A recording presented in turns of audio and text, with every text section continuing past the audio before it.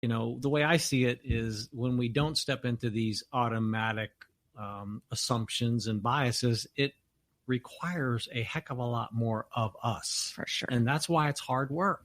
And that's why it takes, as Stacy likes to call it, a lot of emotional push-ups, repetitions in the emotional weightlifting gym, because where does one go to practice expanding our ability? It really kind of doesn't exist. Stay tuned on that one. But nevertheless, so this requires more of us, no question. It's easy to just default, but that's not what we're about. We're about what we're all about, Stacey and I are about, is helping people create and experience a lifetime of love. But amongst that is not going to be fairy tales and rainbows. There's going to be a lot of these opportunities that Stacey and I just had one, guess, a few hours ago, and we'll have one probably a few hours when we're done with this show. You know what I mean? That's the human experience. Hey, thanks for coming. Welcome to the Love Shack.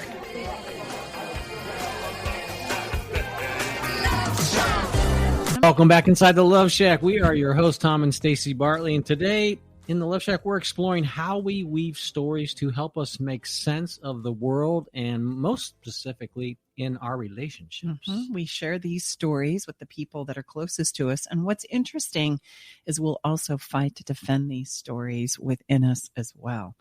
When another person doesn't understand or agree with these same stories, we feel hurt and we also feel rejected.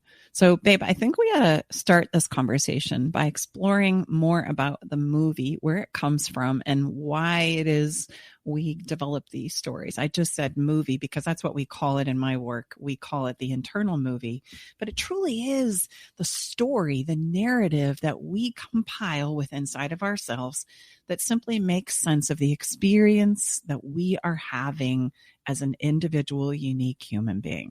So I'm stringing together in my story past events and experiences, plus my current experiences, plus my future hopes and dreams. And this all comes together in a story.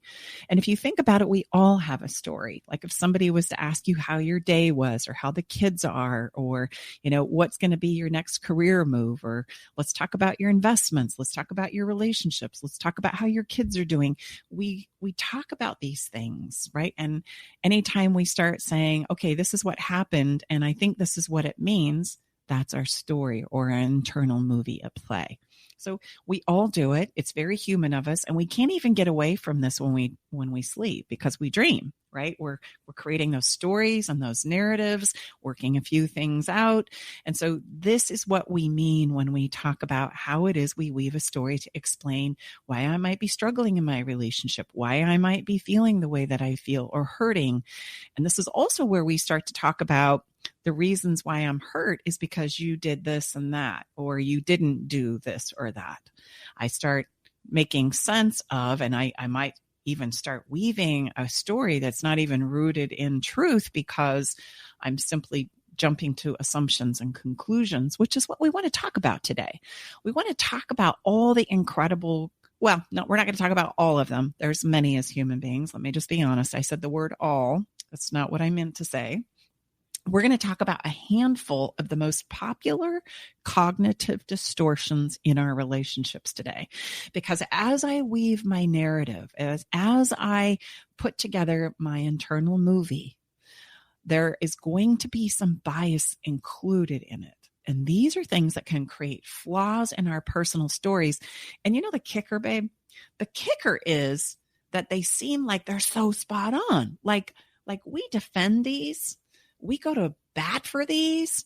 We break down our relationships over these, because for us, they are the holy grail of all truth. They are reality. They are the truth as we see and know it. And so we can become very impassioned with our stories, even though there might be flaws in the assumptions and in the way that we are making them up and weaving them. And so today we wanted to talk about the handful of cognitive biases or distortions that can show up in our stories, so that we can more easily, right, see, or I might be a little off base. It's just my story, right? Doesn't mean it's the holy grail of all truth. It just means it's what's true for me. And I can talk about that and I can share that. But it's also important for me to understand that my person that I'm co-creating life with, right? They also are going to have some cognitive distortions. And this is where a lot of our fights take place. And just to give you an example, this is where we will say things to ourselves like, why would they say that? Why would they go there? Why don't they know to do that? Why don't they remember? How many times have I got to say this? Those are all cues for, here we go. Cognitive bias, right? Those flaws in our stories and in our thinking are starting to flash. Yeah. It's, to put it in really, really layman's terms, it's to be very fair and to be very honest. It's very difficult for any of us to see things truly in a neutral manner.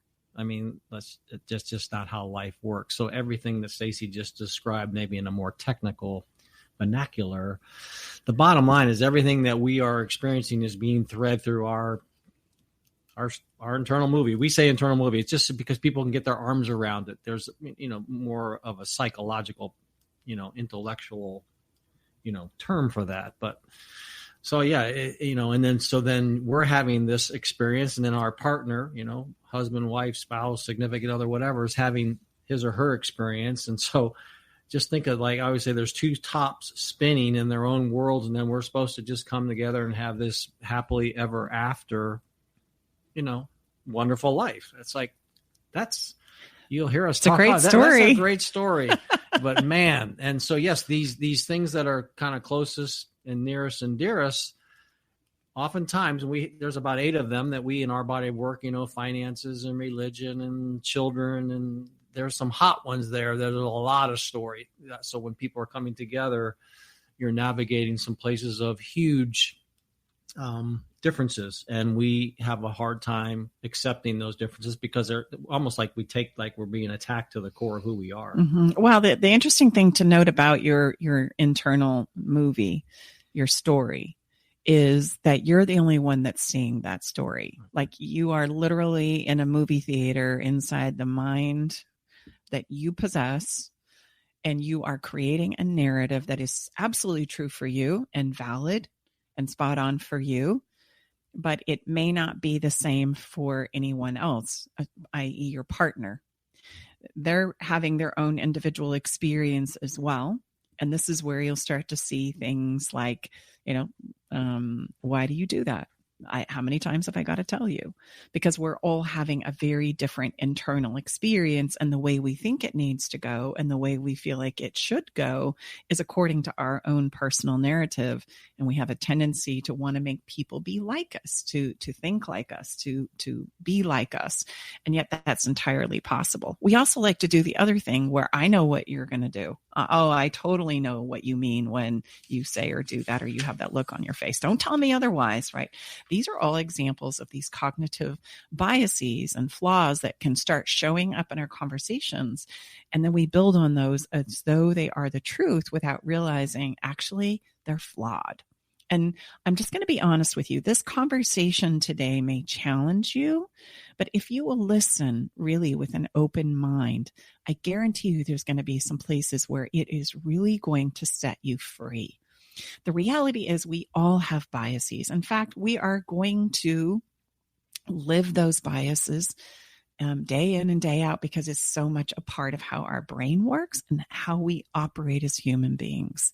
So if they're going to be a natural, normal part of the process when it comes to exploring and understanding our internal movies, then it's good for us to also understand and become familiar with all the possible flaws as well, right? And that's important because if I want to share my movie, I have to also understand that it might be flawed, that it's not going to be spot on.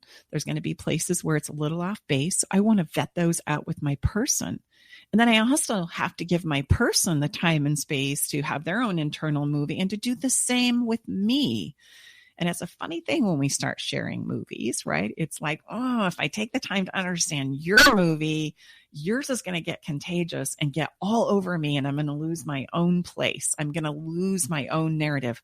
I assure you that is not the case. We are all safe. Your story is going to be your story until you and you alone decide to change it, right? If we hold it in that way. And it really is reality to us. So I get that this is like challenging. This is like the ultimate of push-ups to understand that, oh, my movie might be off base. I'm sure yours is. I'm sure I'm so spot on and you're the one that's got it all messed up.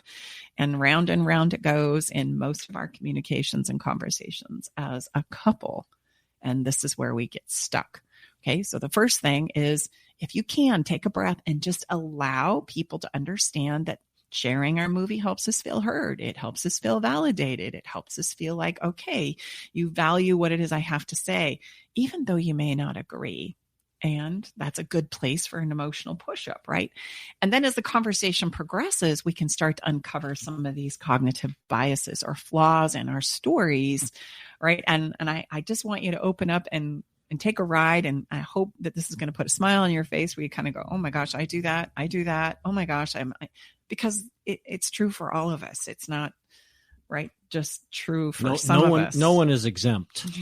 Exactly. So again, in spite of the feelings of certainty in our personal movies, it's important for us to remember that they can become skewed through these cognitive distortions. And the first one that I want to talk about with you is called asymmetry, actor-observer asymmetry. And it goes like this. When other people do something wrong or what I perceive to be wrong, we assume automatically that their intentions were bad. Okay. So you forgot to take the trash out, or you forgot to swing by the store and pick up that chicken I asked you to grab. And I'm going to assume that your intentions were bad.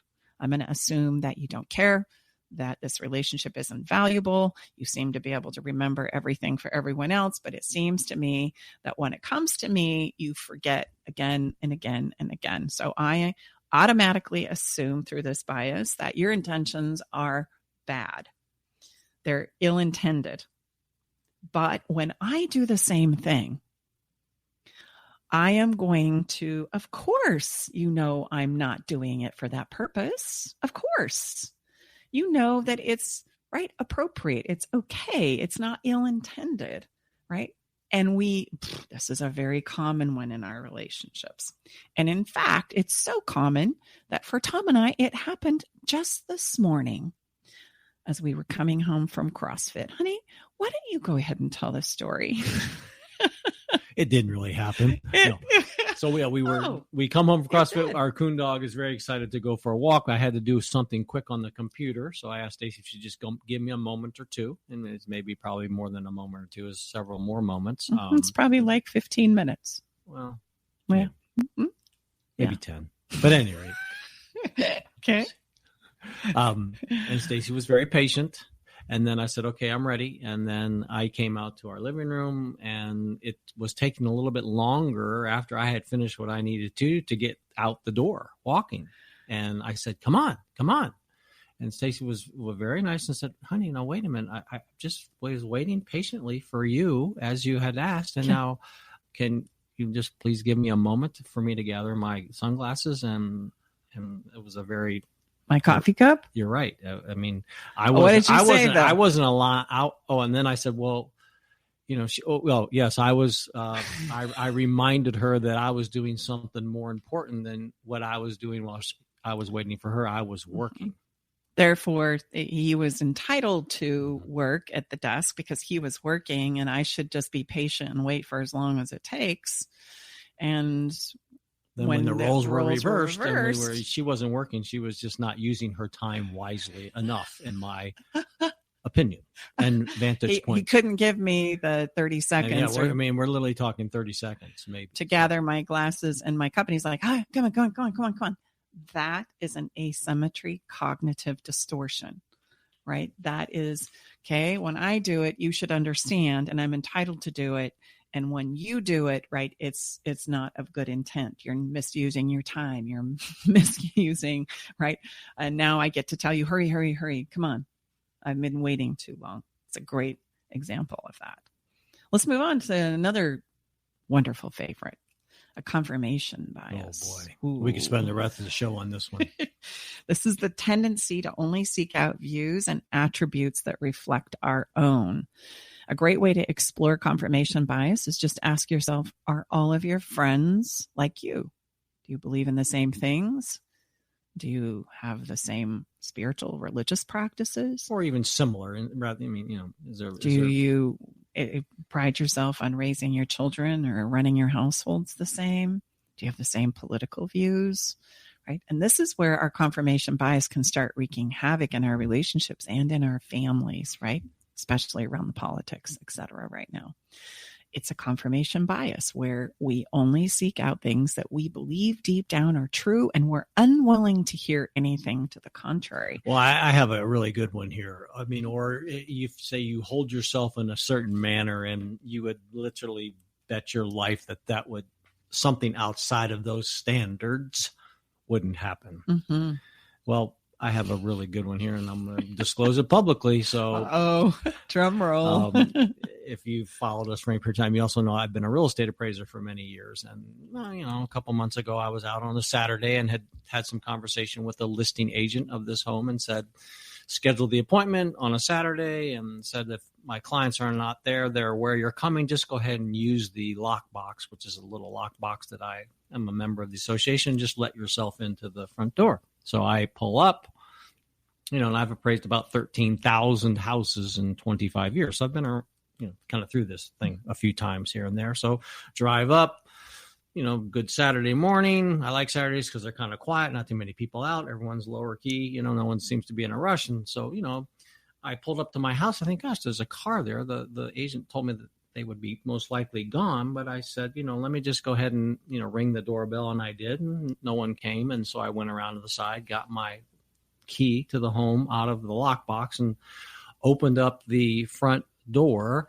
and started to walk in. And I see a man walking down the hallway, kind of his hair, and realized he was just greeting me from not expecting me out of bed. Yeah, with bedhead. And I'm thinking, oh my gosh, I'm so sorry. I was told that you wouldn't be here, or if you were here, you were going to be knowing. He said, no problem. I thought you were coming later. So he said, oh gosh, no. He said, no, that's fine. I said, I'll start on the outside and then go into the garage, and then I'll ask to come into the home. So I'm out there measuring and stuff. And then I always do the actual measurements in my car on my iPad. And all of a sudden I just had this, how sometimes you get these unbelievable feelings and intuitively. And I happened to look right next door because when I pulled up, I realized, and I remember when I ran my data that there was a home nearby that was also for sale. So I looked next door, saw that home, and then remembered I'd waved to the people that were in the driveway, and then looked at my home and looked at the name on the for sale sign. And the name on the for sale sign was not the name of the person that I talked to. Houston, we have a problem. The bottom line, ladies and gentlemen, is I went into the wrong house. So my confirmation bias literally could have gotten me killed legitimately because I was walking into a home I wasn't authorized to be walking into. Mm-hmm. And thankfully, I came clean really fast once I had realized my confirmation bias and huge error and said, sir, I need to come clean. I've got a lot of egg on my face. I shouldn't be here right now. I should be next door. I am so sorry. And thankfully, he was very understanding. Stay with us. We'll be right back. Navigating the silent, complex moments of separation or your partner's need for space can feel like walking through a maze without a map. If this sounds familiar, know that you are not alone. This journey, filled with uncertainties and introspection, requires a gentle, understanding guide. Hey, I'm Brooke from Love Shack Live. We see you, and more importantly, we get it. That's why we created the Separation Support Bundle, a collection of resources designed to not just guide you through separation, but to offer comfort and clarity during these times. Our separation guide offers insights and support to help make sense of your emotions and the process of separation. And for those moments when words escape you, our guide on 10 texts to send when navigating space provides thoughtful prompts to help communicate with compassion. Plus, a soothing separation meditation to help ease the overwhelming moments. Because sometimes all we need is a starting point, or a way to start feeling okay again. Remember, you don't have to journey through these complexities of separation alone. Our Separation Support Bundle is here to accompany you, guiding you towards healing, understanding, and most importantly, a renewed sense of self. Visit stacybartley.com/bundle today to access your free separation support bundle. At Love Shack Live, we're all about exploring the real stuff that relationships bring, the good and the challenging. So let's tackle this together, because even in the hardest times, there's hope, growth, and yes, even love to be found. This shows up in our relationships big time, and it's going to feel a lot like any time your partner is saying something that you don't even want to hear. It could be the same old conversation again and again and again, right? And you notice that you're like, oh, not this again. Oh, we're not going there again. That's a confirmation bias. We're going to, talk about this again, and I know how it's going to go, and I don't even need to listen anymore, so I'm just going to go ahead and check out, right? And we think that by shutting the conversation down in this bias that it's going to solve our problem, and it will not. It will circle back up again and again and again and again until there's a level of understanding on both party sides. Babe, there was a time when you and I first came together, we really struggled with the alarm clock too. That was a simple confirmation bias where he was just so certain he had to set the alarm clock or I wasn't going to be able to get up. And I was so mad that he would continue to set it because it made me feel like I was so incapable and weak. Like, I can't even set my own alarm clock. Like, oh, that's bad. How must you view me is what would play out on my story. Like, that you've got to set the alarm clock for me, heaven forbid I got to do something a little more taxing, And so it wasn't, and this went round and round and round until finally we could come to a place of understanding everybody's perspective around this and came up with a solution of he gets to ask me if he would like me to have him set the alarm clock for me. But ultimately I get to choose. And he would say he wouldn't, and then he'd sneak in and set the darn thing and it'd go off in the morning and I'd lose my mind, right? Here we are in our own confirmation bias. I was so certain that he was communicating to me that I was incapable. And he was so certain that he needed to set it or all, chaos and mayhem was going to break loose. Those are great examples of a confirmation bias. Where do you see them in your own life? Where do you see them playing out in your relationship right now in that story that we tell ourselves? I'm sure they're there. So let's step into another one that's quite famous and popular. This is called the composition division bias. And this is the tendency to judge a whole group based on the actions of one person. It's also the tendency to judge an individual, that same one person, who is affiliated with a group. So you wouldn't have to look very far to see this bias playing out in society and in our lives right now. So this is why we might get really upset if by chance we are in some kind of a political divide in our relationship. You can't affiliate with those people, regardless of what side of the aisle you're on. I don't know how to relate to you if there's a religious group that you're affiliated with that I don't understand or want to be a part of. They all act like X, Mm-hmm. where if you potentially would start getting in a relationship with some of the members of those particular groups, you would find that they don't all act like X. That's just that's our composition and division bias. Mm-hmm. Absolutely. And so we tend to steer away from the group of people. And by chance, you all of a sudden have your person involved in that group. It becomes this idea and this distortion of it's either you're with me or you're against me because you're a part of that group. Well, you have how about share with us? I mean, Stacy enjoys raw food. Mm-hmm. And, and some of us in these maybe atypical dietary choices, we can then group all of those people that, choose to enjoy raw food. Stacy also enjoys a hamburger sometimes. Mm-hmm. I think, love a hamburger. That's interesting. That's not what I would associate someone that is a raw foodist. Well, and as I stepped into the raw food community, I realized and recognized pretty early on that there's very much a purist type of a mindset there. You don't want anything that's like tainted or has, additives or flavor colorings, anything that's of not natural organic types of things are not going to bode well in this community. And then the other thing that was interesting, and I participated as well in my own wanting to be a part of, is that we're competing by how raw we are. Like, I'm 80% raw, or I'm only 40% raw. Oh, bummer. You mean as far as how much raw food you're day? eating? And by the way, when we talk about raw food, for those of you who are familiar with this type of eating, we don't eat raw meat. It's fruits and vegetables, and the raw part is it's not cooked, right? So it's you're such a lucky man. It's fruits and vegetables. Most of it's dehydrated, but it never gets cooked above 150 degrees, just to kind of give you a context there. Now, I was taught when I was learning raw food, and the reason I sought this out was just for some health benefits.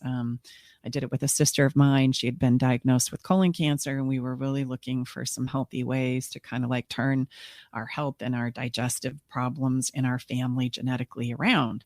And so this is what led us there. And I personally loved raw food. Some people go, oh my gosh, that's crazy. But my body just operates better on it. And so I really embraced it. But as I was stepping into this raw food conversation and started to compete by how raw can I get, you lose sight of, this is where it becomes a distortion. You lose sight about what works for my body and what doesn't work for my body. And I remember being also taught that if you go to some kind of a family function, then you just take your raw meal because everybody else is not going to be eating raw, and you just take your little raw meal and you pull it out and you enjoy that at the table while everybody else is enjoying the meal that's been prepared for everyone else. And I immediately thought that is not okay, because we connect so much as human beings around the food that we're all sharing and eating together. I could see where that could become very offensive to somebody, even though I'm trying to do a good thing for my body. It would limit my ability to connect with the people at the table because we weren't sharing the same food. And instead of, just going down that road, I went, you know what? The value of connection and having a conversation over whatever food is on the table is just as healthy for my well-being as the food that I'm eating. And so I used to teach in my classes, hey, do raw because it helps you feel better and helps you connect better. Set it aside if it's going to be something that inhibits you when you need to, so that you can connect with the people that you love and value the most. So yes, I will have a burger. Absolutely. Yes, I will sometimes, add some things that have, various seasonings in them that aren't qualified to be part of that food or part of that tribe. And just think about maybe your own cognitive bias that's getting kicked off right now as you're thinking about what a raw food might be, right? Like, who are those people, those purists? And we can go places with like paleo and keto. And, we have these predisposed ideas about what we think a group is. But yet when we get into knowing and understanding the individual, those things don't prove out. They just don't. The reality is that when there is a group of human beings that come together, the group becomes a very complex mix of very individual perspectives. But we'll never see and identify that unless we get into exploring it and talking about it. I'm trying to remember the names as my brain is scrambling to just share one more little ditty. It was, it was a white supremacist man who was running an organization who ended up becoming best friends with an incredible Black woman as they were competing about how the school system was supposed to play out on the East Coast. And that's a very vague telling of this story. I apologize, but that historically has happened, and I'll have to come back around and tell you the specifics of that. But those things happen where we have these cognitive biases, but yet when we really get to know the people, the human beings as an individual, it changes our entire perspective over that. So be mindful of grouping, all men or all women are this, right? Or all Christians or all Jews or all Blacks or all whites. Those are cognitive biases that are playing out again and again and again and again. because none of us as a human being are all one way. Let alone a group of us are all one way. We have very unique and individualized, right, and complex abilities and behaviors within inside of us as a human being, right? So everybody who's controlling is not a narcissist. Okay. For example, a narcissistic tendency is a behavior. It's not a person. And there's a lot more going on in there, right? So we tend to put these labels on things and go, yeah, got it handled. Oh, I know who you are. Yeah, don't tell me anymore. Here's the hand. And we will defend those, right? And so I don't use a lot of labels in my work. That is something that we talk about just enough to understand, but understand we all have the capacity to be a narcissist. We all have the capacity to be many, many things. And based on different situations and groups that we may find ourselves in, I could show up like that, right? I can do those kinds of things if I choose to, and I'm not aware of them. So, all right. We ready to move on to the next one? Yeah. And excuse me, I would just add that, the way I see it is when we don't step into these automatic assumptions and biases, it requires a heck of a lot more of us. For sure. And that's why it's hard work. And that's why it takes, as Stacy likes to call it, a lot of emotional push-ups, repetitions in the emotional weightlifting gym, because where does one go to practice expanding our ability? It really kind of doesn't exist. Stay tuned on that one. But nevertheless, so this requires more of us, no question. It's easy to just default, but that's not what we're about. We're about what we're all about, Stacy and I are about, is helping people create and experience a lifetime of love. But amongst that is not going to be fairy tales and rainbows. There's going to be a lot of these opportunities that Stacy and I just had one, guess, a few hours ago, and we'll have one probably a few hours when we're done with this show. That's the human experience.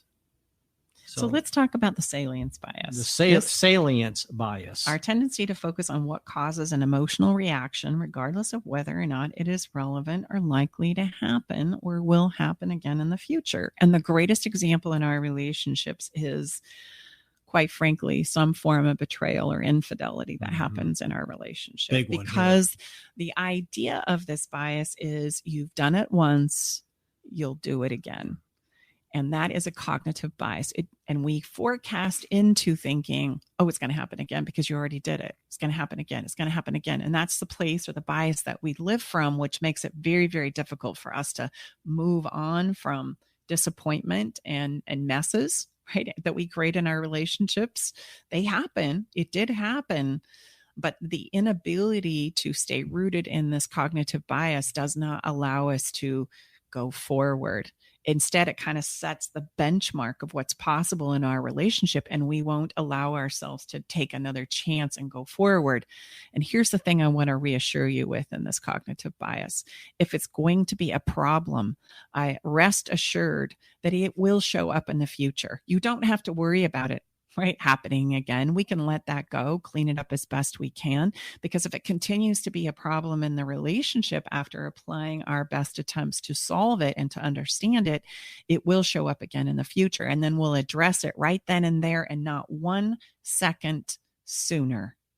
That's the only way that we can truly allow ourselves to step out of this bias and give our relationship the new, fresh, do-over chance that it deserves. Would you say this is one of the greatest challenges of our clients that we work with in moving past some type of a betrayal or an affair? 100%. And we know how it plays out. The person who made the mess is trying to do everything they possibly can to demonstrate and show that I won't ever do this again.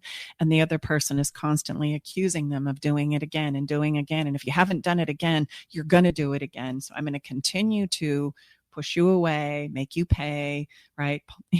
Pull away myself until I get the assurance that you're not going to do it again. And I want you to see in this cognitive bias, that's not possible. That is absolutely not possible. It just keeps everyone involved in a low grade of pain, right? And then something's going to happen there. The whole thing is going to, at some point in time have what I call a catalytic event where one person gets frustrated and says, there's no pleasing you now, I'm going to have to leave. Or the other person is just racked with, mental health challenges and anxiety, et cetera, because they can't seem to let this go. There's no winners there.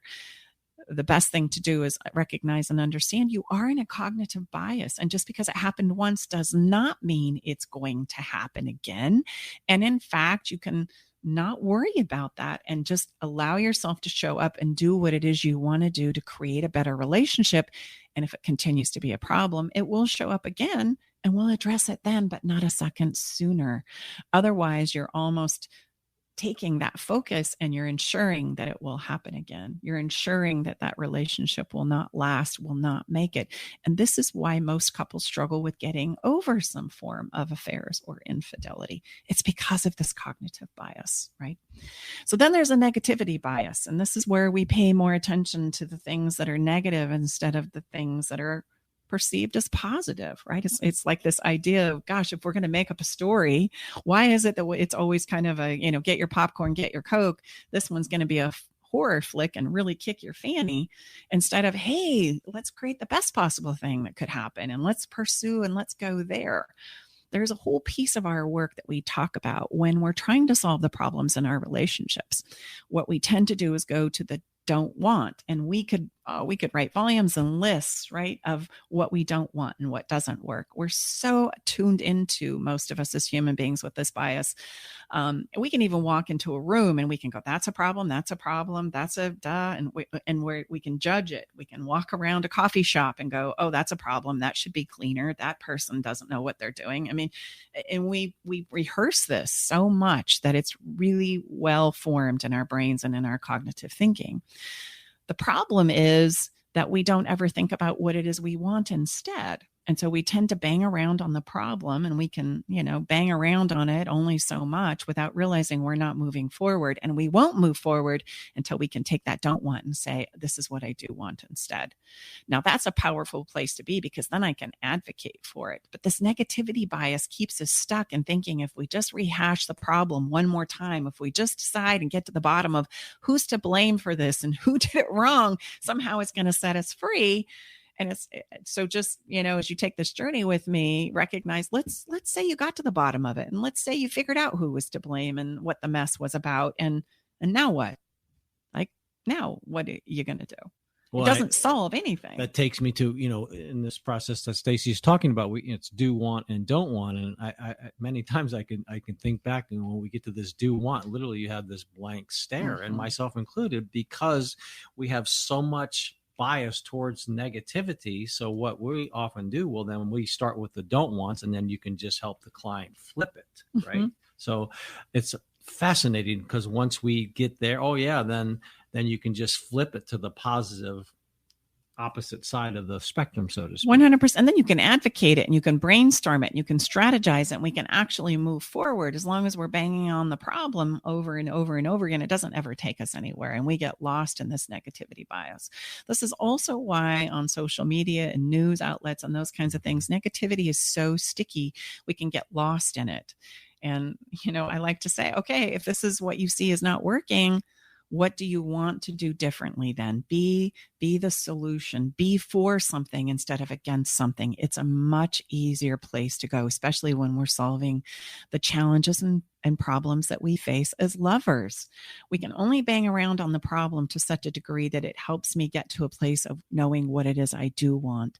And then let's quickly as possible step into that. And if you don't have a filing drawer of want, right, or remedies for the challenges that you're facing, those are things that we have to develop. And most of us do have an empty filing drawer. So like, what do you want? Where do you want to go? What would you like to see change? What would you like to see play out differently? Let's talk about that, because those are the conversations that are going to help us move forward in our relationships, not rehashing, why you spent the money, or why you're late, or why you didn't take the trash out, or why you don't want to spend time with me, or you're never home, et cetera, et cetera. And so would you say, I know in our work too, we're different, because people say, well, wait, don't we need to address what's happened in the past? And correct me if I'm wrong. You say, yes, we will address that as it comes up as we move forward. Mm-hmm.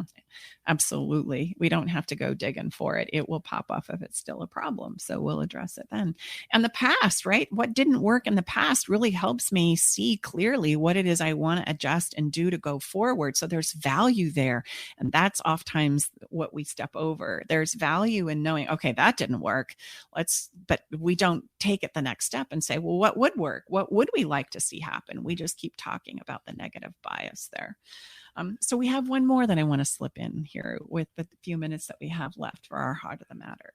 And this one always makes me smile, not because it's a positive thing, but because I have this experience with Tom again and again and again about dancing. And this so is impact bias. This is an impact bias. And this is our tendency as a human being to overestimate the future impact of whatever is occurring in the present moment. Like, oh my gosh, this is going to be a disaster. And oh my gosh, this is never going to work. And this is going to be horrible. And I'm not going to be able to have any fun, right? It's kind of our we see something and then we kind of like 100 times what we think the catastrophic event is going to be in the future. And ironically, out of all the things that could wreak havoc in our relationship, one of the things that plays out very commonly for Tom and I in this bias is my love of dancing and Tom's resistance to it, right? And his impact bias is like, oh, it's too far. Oh, it's too late. That's never going to work. I mean, we can't do it this weekend. He's got 1,000 reasons why going dancing on a Friday or a Saturday night is just completely out of the question. Until I get him in the car and we go down and have a great time. And I kid you not, with uncanny precision, we're driving home and I swear he'll do this every time. He looks at me and goes, that was so much fun. Why don't we do this more often? And I want to just go, what in the world? Why does this have to be so difficult? It's because of his impact bias. Like the future is going to play out like this and it's going to be horrible and it's not going to be any fun. And then I'm not going to be able to get up and get done what I want to in the morning, et cetera, et cetera. And so there it is. And then when you go and have the experience, it's like nothing like you thought that impact was going to be in the future. And we can do this when we're planning money, right? If we're coming up short in our finances or things are changing, when we didn't get a chance to buy that house, or maybe we're stepping in to buy that house right now, or hey, we're trying to pay off credit card debt, et cetera. We can so escalate what we think our future impact is going to be. And I just want you to know and understand that, number one, take a deep breath. Right? Number two, you're probably overestimating what that impact is actually going to be on you, on your loved ones, and on your families, right? We're going to overshoot that. We're going to make it so much worse than it really is. And it's going to drive our anxiety right now. So if you find yourself there, your best remedy is just to take a pause and breathe and realize, okay, I don't know how this is going to go. That's the truth. We don't know how this is going to go. And all I can do in this moment is the very best I know how. So let's just focus and do that and not worry about the future and let the future take care of itself. You're trapped in a cognitive bias. So I hope that gives you some things to think about in regards to the movies and the narratives that we make up in our day-to-day experiences. These are the most impactful biases that show up in my own life, as well as the clients that I serve. And if by chance you need some help getting through some of these or seeing some of these things, really great news for you. This is exactly what we do. And I would just leave you with this. Anytime you think you're certain about anything, it would probably behoove you to just take another pass, right? Just explore maybe the possibility of maybe not being right. Similar to maybe going into the wrong house. Yeah. No, really, maybe, that I would have bet everything maybe. I had. So that's a good, just my, and then, so for me, just to end this is like, gosh, so once I regather this was big. I mean, because I hold myself with, great respect for going into the right house. Obviously, that's important. But more importantly is, where else might I be this off and be so certain? That's what I would leave you with. Where else might you be off when you feel so certain? Just it's a great self reflection, self-analysis. Absolutely. All right. Let that sink in. We're going to take a quick break and be back with a little bit of Follow the Fun. And honey, I'm so excited to share this one with you. We'll be right back.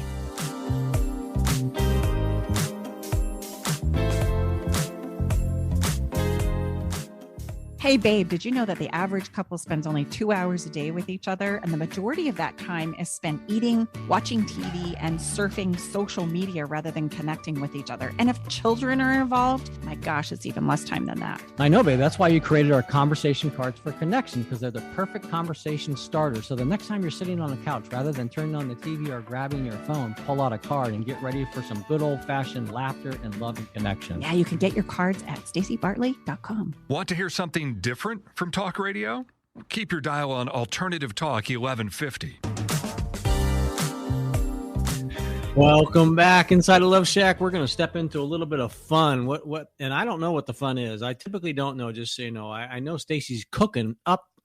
This is like, she's like a little mad fun scientist. I know. They're really kind of fun for me. I get it really, so really what's fun this week? So I want to talk about kissing today, and I'm calling this the kissing face-off. The kissing face-off. Yeah. Oh. I also want to just point out, anytime we need to, we can put our problems on the shelf. And that's why we include these in every episode, because sometimes we need to put our problems on the shelf and just take a moment to refuel our emotional gas tanks with a little bit of fun.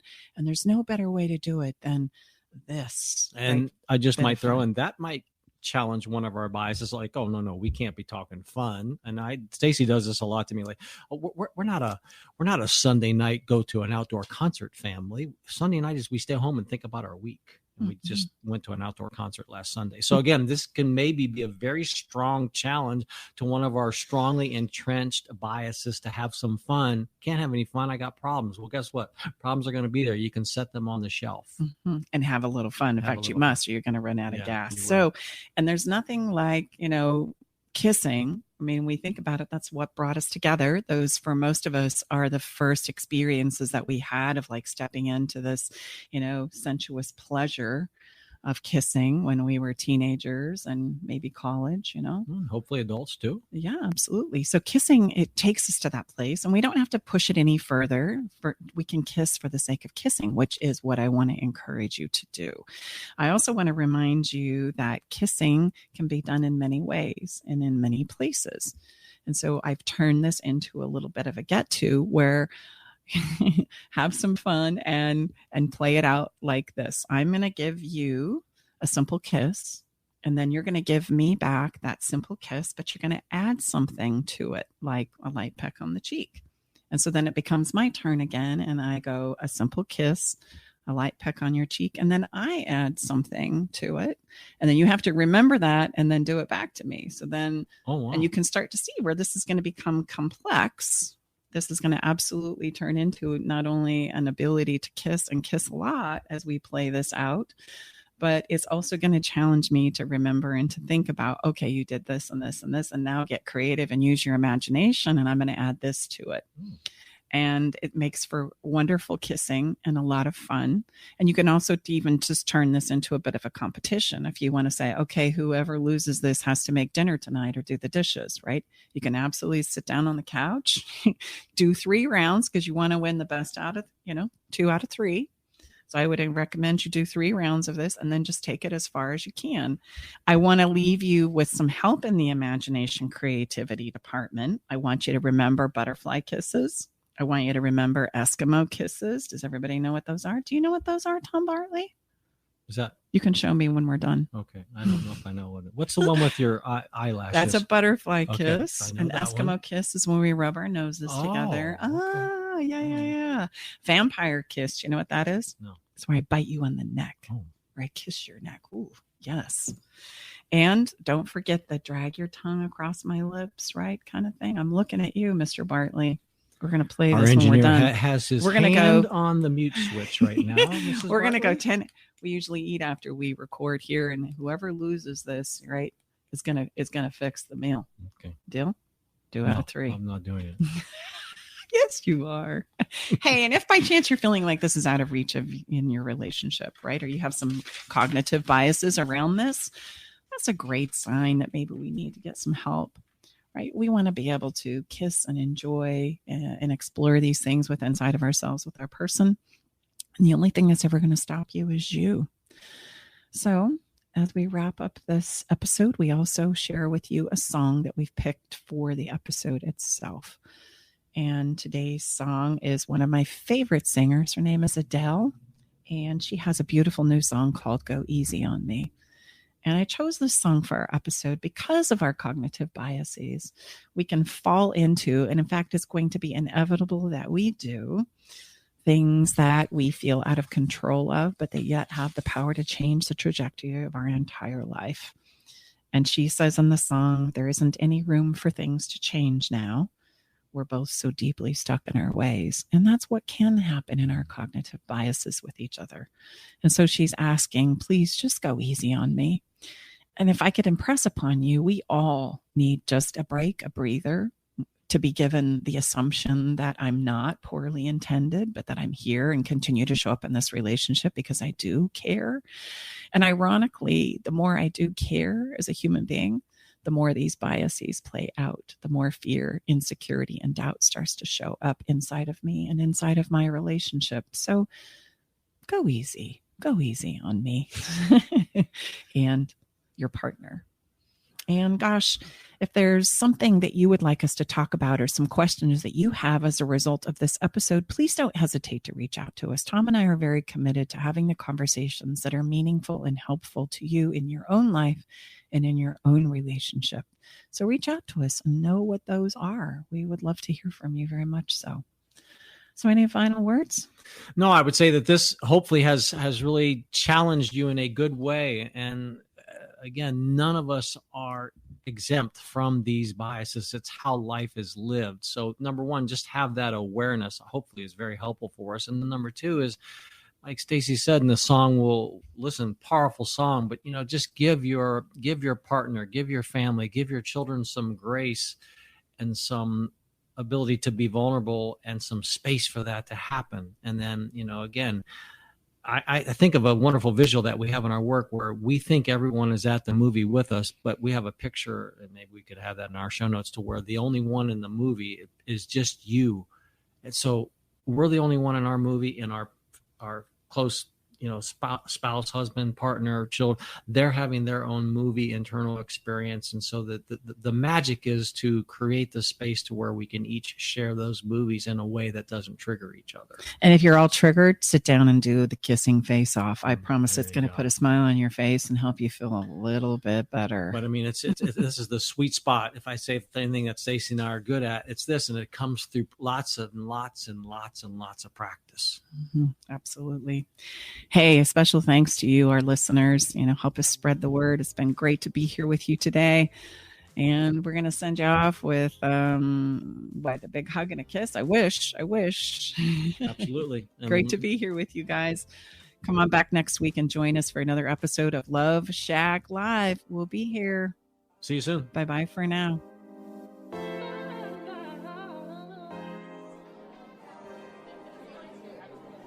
Thanks for joining us today in the Love Shack. We hope you came away with something that made your toes tingle. To learn more about everything you heard on today's show, go to staceybartley.com/podcast. Love the show? Help us spread the love by sharing the show with others. Okay, everybody, time to go. We got to close the doors to the Love Shack for this week. You don't have to go home, but you can't stay here. Come back next week, though, and join us for another edition of Love Shack Live with Tom and Stacey Bartley.